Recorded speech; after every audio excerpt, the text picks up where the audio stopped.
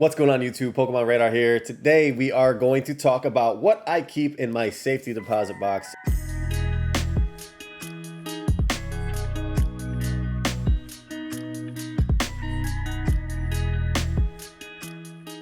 As you can see behind me, things are looking a little bit empty. I am moving, so I had to take everything out of my safety deposit box so I can move it to the next bank that's closer to my new location.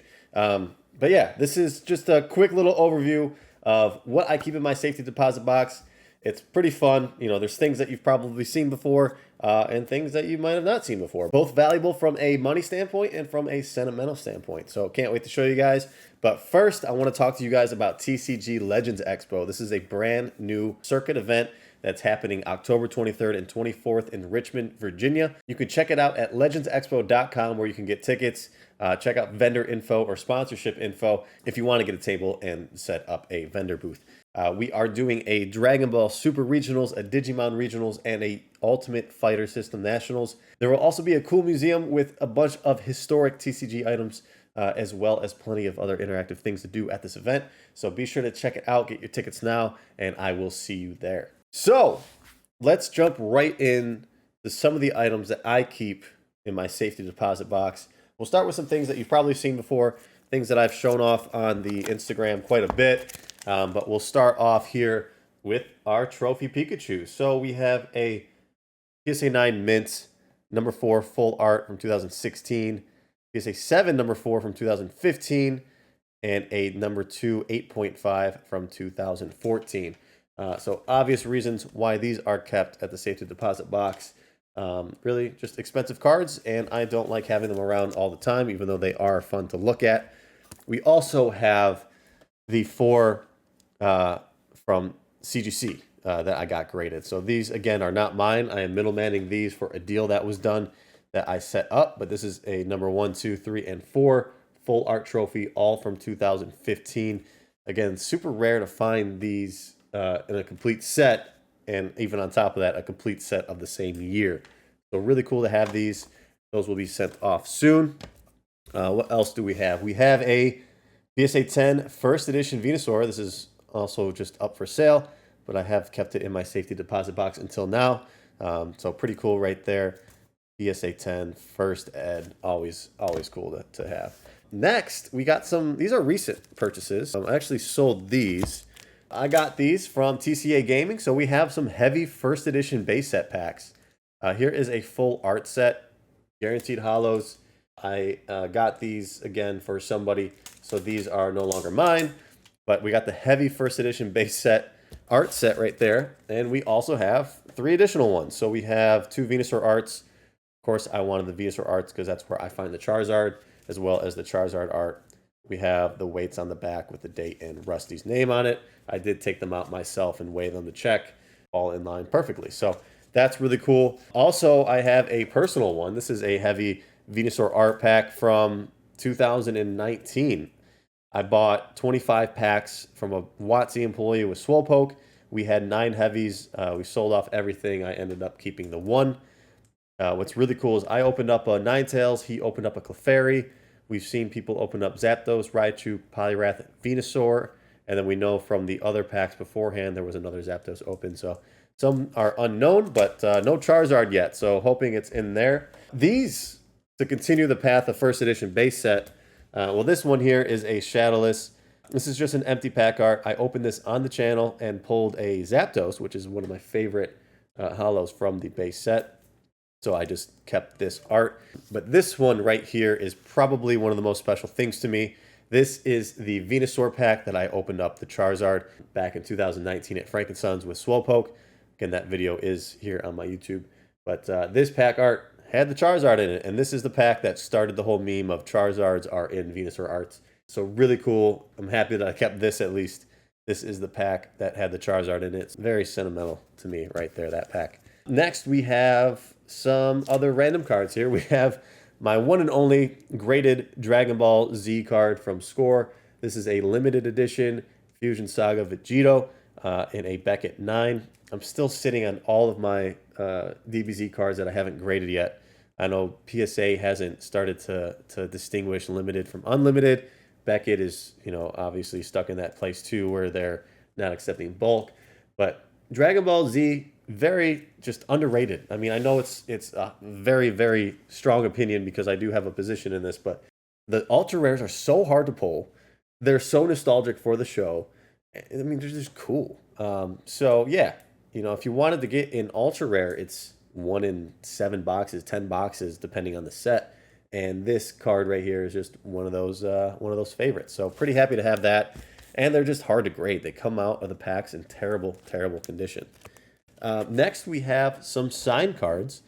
These few cards here at the top are from the very first charity event that Aoki and Gary did with the Aoki Foundation, where they opened up a base set box. I bought a pack and got this signed by both Gary and Aoki. But these here are actually the first ever Steve Aoki signed Pokemon cards. Not that that is a big deal to other people, but for me, it seems pretty cool. This was just a moment in time that was really special to me. I had just quit my job to start doing Pokemon full time.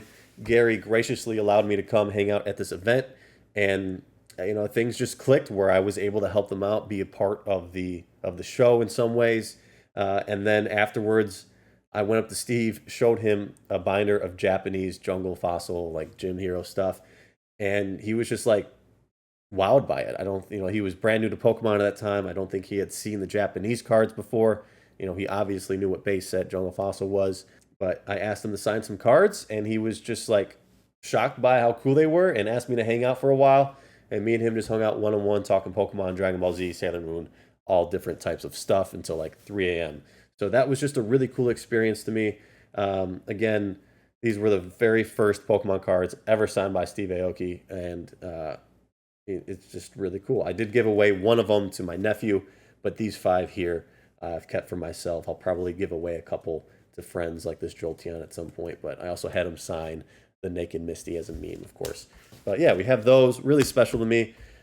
Also, we have some signed Masakazu Fukuda cards here, which of course was 2020 regionals in Dallas, Texas, just before the pandemic. We have 2 gold stars here with the sketches. These will probably be for sale. They've been for sale in the past. Never got them authenticated or graded. But then we have the 2 personal ones here that I will keep. We have the Delta Species Mew with the backwards back, just the normal signature here, and then the Crystal Guardians Blastoise with the Blastoise sketch. So this was really cool, really fun event to meet up with Pokemon people and wait in line forever to get these cards signed. I don't think he's looking to do many signature events anymore. It was $25 per signature. You were limited to 3 per time you were in line, and the line was 4 hours long. It was nuts. It was crazy getting these signatures, but it was a ton of fun. Definitely worth it. Really cool to have these in my collection. Also, we have this here, just a random sealed demo pack. Nothing special in these packs, but just a really cool sealed item. Very historic, really nice to see one of these. And then probably my most prized possession in my collection, which now have a lot of value to them as well, is the PSA 10 Gem Mint set of the Edward Much screen promos. So the really cool thing about this set specifically, other than the Pikachu, is that these were the very first ever graded 10s, and possibly the very first ever graded cards. I got these myself in Japan during the event. So I went to the museum out in Tokyo, went to the exhibit and looked through the entire Edward Munch line of work. It was about like an hour and a half walkthrough. And then they had a shop at the end of that for you to buy this Mimikyu, other Pokemon items, and other items related to the Munch exhibit. So you were limited to one of each specific thing with a total of limit of 5 items. So I bought this Mimikyu, which came in the little binder. They were $5. And then I just was kind of rushing, and I just bought all the folders. I don't know if you can see the folder right there, and I ended up framing them, and they look awesome. But I missed out on the plushie. I missed out on some other cool Pokemon items, but I did get the Mimikyu. I was there with a friend, and he let me buy the one for him as well. You actually needed to have the ticket, of course, to get one of these things, so you had to show it to them. All the Mimikyus were behind the counter. They did have all 5 of them lined up in a display case, and I asked to buy them all, of course, and they said no. Even at telling them how much money I would give them, and they still said no. So I ended up with 2 Mimikyus, one of them graded a 9, one of them graded a 10. Of course, I kept the 10. The other 3 here, the Psyduck, Eevee, and Rowlet, were given to people who were buying items from the Pokemon Center. So at the time, I believe it was like Shiny GX set that was coming out, and it was very popular. This was like when Pokemon started to blow up again. People in Japan needed to get a lottery ticket essentially, and they got a time in line to go to a Pokemon Center to wait and get their boxes. They were limited to 2 boxes, and then they would get a set of these along with their purchase. So I was sitting outside the Pokemon Center, of course, trying to translate and buy these cards from everybody. I failed and failed and failed until some Americans came out, and they were there for school or something, and one of them let me buy his 3 cards. I overpaid at the time for them, but they were my first set. Super excited to get them. And I actually ended up getting a second set for free from one of the guys, one of the locals there, who saw me waiting in line trying to get them, and he saw what I was doing and he just gave them to me for free. So I was just extremely grateful of that he recognized what I was doing trying to get these cards. And I graded, of course, all 6 of those. I believe there was a 9-10 of Rowlet, a 9-10 of Eevee, and then 2-10 Psyducks. I sold one of the other Psyducks, of course, so I don't know which one was actually the first Psyduck graded. However, these 3, 100% for sure, the very first 10s of this set ever graded. And then the Pikachu, of course, came out in December, so I was out there in October during the initial part of the event. But Pikachu came out later, so I had to buy this one myself from the States and got it graded graded a 10. So really happy how this turned out. I love telling that story. It's one of my favorite stories related to Pokemon and Japan. Like, these things will never leave my hands. This is just really, really special to me. That was a great time, my first time in Japan. And it was just a really cool story on how I got them all. So thank you guys for watching. I know that was me rambling and just talking real quick as I go through my different screens there. But yeah, this is what I keep in my safety deposit box. So I don't know what you guys keep in your special, your safes or whatever you do, but I am moving things at the moment, so they'll be going back into a safety deposit box once I get settled in. But yeah, really appreciate it. I love looking at these items when I get the chance, the sentimental items, the valuable items. They're just all really cool. So thank you again, and please check out legendsexpo.com, and I'll see you guys at that event.